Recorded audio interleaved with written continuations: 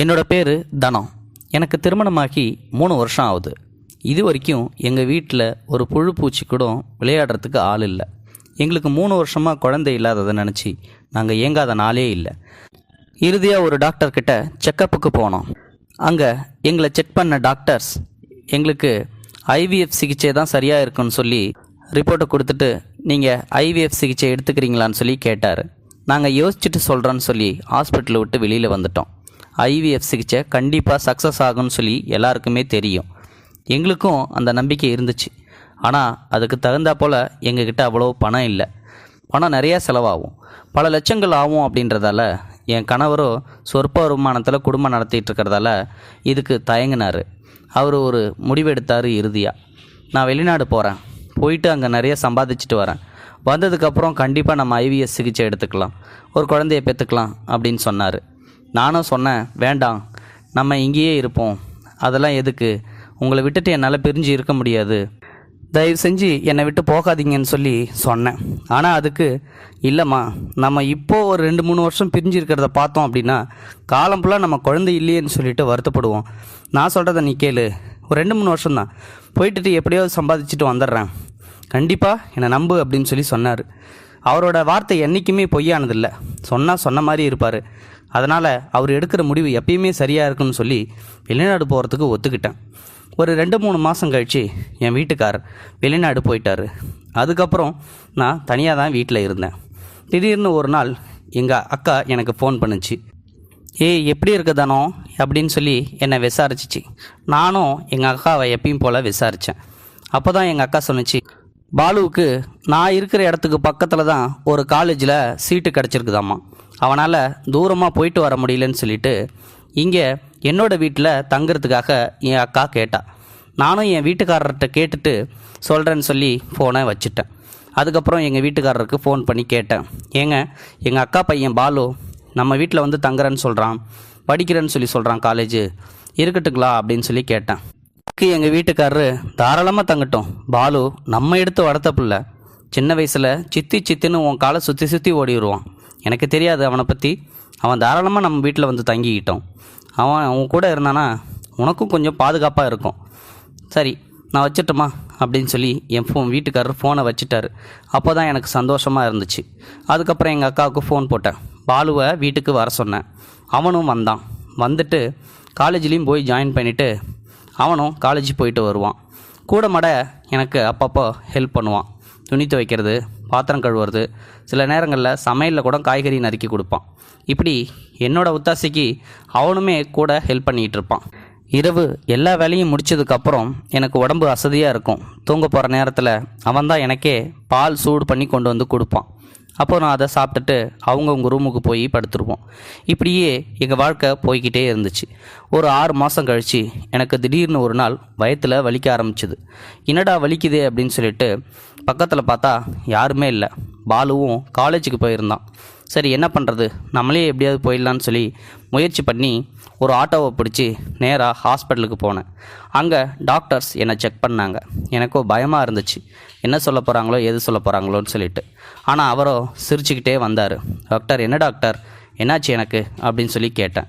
பயப்படாதீங்க, சந்தோஷமான விஷயந்தான், நீங்கள் கர்ப்பமாக இருக்கீங்க அப்படின்னு சொல்லி சொன்னார். எனக்கு தூக்கி வாரி போட்டுருச்சு.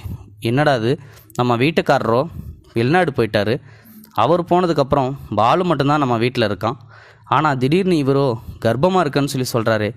அந்த ரிப்போர்ட்டை மட்டும் வாங்கிட்டு எனக்கு ஷாக்காக இருந்ததை பார்த்து அந்த டாக்டர், என்னாச்சுமா, ஏன் ஷாக்காக வர மாதிரி பார்க்குற அப்படின்னு சொல்லி கேட்டார்.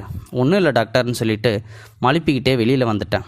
இது யார் பார்த்த வேலையாக இருக்கும், ஒருவேளை இந்த பாலுவாக தான் இருக்குமோ, அவன் தானே தூங்க போகிறதுக்கு முன்னாடி பால் சூடு பண்ணி கொண்டு வந்து கொடுப்பான், ஒருவேளை அந்த பாலில் ஏதாவது மயக்க மாத்திரை கலந்துட்டு நம்மளை அவனோட இச்சைக்கு பயன்படுத்திட்டானோ அப்படின்னு சொல்லி அவன் மேலே சந்தேகம் வந்துச்சு. அதுவும் கோபமாக இருந்துச்சு. சரி இன்றைக்கி போவோம், வீட்டுக்கு போய் அவனுக்கு இருக்குது அப்படின்னு சொல்லிட்டு நேராக வீட்டுக்கு போய் அவனுக்காக காத்துக்கிட்டு இருந்தேன். அவனும் வந்தான். வந்துட்டு என்னை எப்பயும் போல் கேஷுவலாக தான் பார்த்தான். ஆனால் எனக்கு அவன் மேலே கோபமாக வந்துச்சு. சரி இதை வெளியில் காட்டக்கூடாது, இவன் தப்பு செஞ்சானான்றதை கண்டுபிடிக்கணும் அப்படின்றதுக்காகவே நானும் வெயிட் பண்ணிக்கிட்டு இருந்தேன். வேலையெல்லாம் முடிச்சுட்டு படுக்க போகிற நேரம் வந்துச்சு. வழக்கம் போல் அவனும் பாலை சூடு பண்ணி கொண்டு வந்து கொடுத்தான். சரி நீ போ, நான் குடிச்சிட்றேன் அப்படின்னு சொல்லிட்டு அவனுக்கு தெரியாமலே அந்த பாலை குடிக்காமலேயே கீழே ஊற்றிட்டேன். நான் எப்படியும் படுத்து தூங்கும்போது அவன் நம்மக்கிட்ட வருவான் அப்படின்னு சொல்லி 3 மணி வரையும் முழிச்சு பார்த்தேன். அவன் அப்பயும் வரவே இல்லை. விடிஞ்சுது. அவன் வழக்கம் போல் என்ன சித்தி அப்படின்னு சொல்லிட்டு என்கிட்ட கேஷுவலாக தான் பேசினான். ஆனால் எனக்கு அது ஆச்சரியமாக இருந்துச்சு. ஒருவேளை இவன் நம்மளை கண்டுபிடிச்சிட்டானோ அப்படின்னு சொல்லிட்டு தான் அன்றைக்கி நான் அவனை விட்டுட்டேன். இருந்தாலும் அடுத்த டைம் என்கிட்ட மாட்டாமலா போயிடுவான். சரி, இந்த அசிங்கத்தை வெளியில் சொன்னால் எப்படியும் நம்ம வீட்டுக்காரர் நம்மளை கொன்னே போட்டுருவார். அப்படியே அவர் மன்னிச்சு ஏற்றுக்கிட்டாலும் அந்த வாழ்க்கை நரக வாழ்க்கையாக தான் இருக்கும். இந்த சிசுவை அழிச்சிடலாம் அப்படின்னு சொல்லி முடிவு பண்ணி யாரை கூப்பிட்டு போகிறதுன்னு சொல்லி பக்கத்து வீட்டு தோழியை கூப்பிட்டேன். என் கூட கொஞ்சம் ஹாஸ்பிட்டல் வரைக்கும் வரியா அப்படின்னு சொல்லி கேட்டேன். அதுக்கு அவளும் வரேன், என்ன பிரச்சனை அப்படின்னு சொல்லி கேட்டா. ஒன்றும் இல்லை, சும்மா ஜென்ரலாக தான், உடம்பு சரியில்லை, போய் காட்டிட்டு வரணும், ஜுரம் அவ்வளோதான் அப்படின்னு சொன்னேன். எப்போ போகணும் அப்படின்னு சொல்லி கேட்டா. நாளைக்கு போகலாம் அப்படின்னு சொல்லி வச்சுருந்தேன். அவகிட்ட சொல்லிவிட்டு வீட்டுக்கு வந்தேன். வந்ததுக்கப்புறம் கதவை திறந்துட்டு தலைவாரிக்கிட்டு இருந்தேன். அப்போது திடீர்னு என்னை யாரோ பின்பக்கமாக ஓடி வந்து கட்டி பிடிக்கிற மாதிரி இருந்துச்சு. இவனோட வேலையாக தான் இருக்கும் அப்படின்னு சொல்லிட்டு ஓங்கி பலார்னு அறையலான்னு திரும்பி பார்த்தேன். ஆனால் வந்ததோ என் கணவர். திடீர்னு வந்திருக்காரு. என்னங்க திடீர்னு வந்திருக்கீங்க அப்படின்னு சொல்லிட்டு அவரை கட்டி பிடிச்சி ஓன்னு அழ ஆரம்பிச்சிட்டேன். ஏன்னா அந்தளவுக்கு எனக்கு இந்த பாலுவால் ஒரு நரக வேதனை மாதிரி இந்த 2-3 நாட்களும் தோணுச்சு. அவர் உடனே என்ன, ஏய் அழாத, எதுக்குமா அழுவுற, நான் தான் வந்துட்டல்ல, எனக்கு லீவு கொடுத்துருக்காங்க ஆஃபீஸில் 10 நாள் லீவு, அதான் சரி இங்கே வந்துட்டு போகலாம் அப்படின்னு சொல்லிட்டு வந்தேன். நீ ஒன்றும் கவலைப்படாத, ஓரளவு பணம் சம்பாதிச்சிட்டேன், நம்ம ஐவிஎஃப் சிகிச்சை மூலமாக கண்டிப்பாக நமக்கு குழந்தை பிறக்கும் அப்படின்னு சொல்லி எனக்கு சமாதானப்படுத்துகிறதா அவர் சொன்னார். ஆனால் என் வயிற்றில் ஒரு குழந்தை வந்துகிட்டு இருக்கு அப்படின்னு அவருக்கு தெரியாது இல்லையா. அவருக்கு துரோகம் பண்ணதை நினச்சி எனக்கு ரொம்ப அழுகையாக வந்துச்சு. ஆனால் நான் துரோகம் பண்ணலையே, இன்னொருத்தன் தானே பண்ணா, என்ன பண்ணுறது அப்படின்னு சொல்லி யோசிச்சுக்கிட்டே இருந்தேன். சரி, மறுநாள் விடிஞ்சுது. என் தோழியும் கூப்பிட்டா. இன்றைக்கி வேண்டாம், எனக்கு உடம்பு சரியாக இருக்குது, போக வேணான்னு சொல்லி அவளை எப்படியோ சமாளிச்சிட்டேன். ஆனாலும் என் வீட்டுக்காரர் இருக்கும்போது ஹாஸ்பிட்டலுக்கு போனால், அதுவும் தனியாக போனால் நல்லாவா இருக்கும், கண்டிப்பாக எங்கே எதுன்னு சொல்லி என்னை கேட்பார். அவருக்கு நான் என்ன பதில் சொல்கிறது? அதனால் திருன்னு முழிச்சிக்கிட்டே அந்த ரிப்போர்ட்டை வச்சு அழுதுகிட்டே இருந்தேன். என் அக்கா பையன் பாலு உள்ளே நுழைஞ்சான்.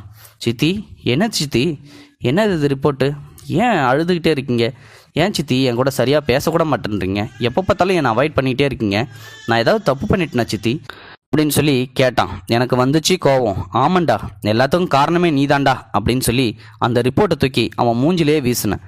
அதை எடுத்து பார்த்துட்டு, என்ன சித்தி இதில் ப்ரெக்னென்ட்னு போட்டிருக்கு, அப்போ நீங்கள் ப்ரெக்னெண்ட்டாக இருக்கீங்களா அப்படின்னு சொல்லி கேட்டான். ஆமாண்டா, இதுக்கு காரணமே நீ தானே, நைட்டு தூங்கும்போது எனக்கு பாலில் ஏதோ மயக்க மருந்தை கலந்து கொடுத்துட்டு நீ பண்ண வேலை தானே இது, எனக்கு தெரியுண்டா அப்படின்னு சொல்லி ஒன்று அழ ஆரம்பிச்சிட்டா. சத்தத்தை கேட்டு என் கணவர் ஓடி வந்தார். என்னாச்சு தானோ அப்படின்னு சொல்லி என்னை கேட்டார். நான் எல்லா விளக்கத்தையும் அவர்கிட்ட சொன்னேன். நீ ஒன்றும் கவலைப்படாத, இதுக்கு காரணம் கண்டிப்பாக சந்துருவாக இருக்க மாட்டான் அப்படின்னு என் வீட்டுக்காரரை எனக்கு சமாதானம் சொல்லிவிட்டு என் ரிப்போர்ட் எடுத்துக்கிட்டு நேராக ஹாஸ்பிட்டலுக்கு போனார். அவர் போயிட்டு வந்ததுக்கப்புறம் சிரிச்சுக்கிட்டே தான் வந்தார். என்னாச்சுங்க, நீங்கள் சிரிச்சுக்கிட்டே வரீங்க, என்னாச்சு அப்படின்னு சொல்லி நான் ரொம்ப பதட்டமாக கேட்டேன். ஆனால் அவர் சொன்ன பதிலை கேட்டு எனக்கு ரொம்ப ஆச்சரியமாக இருந்துச்சு.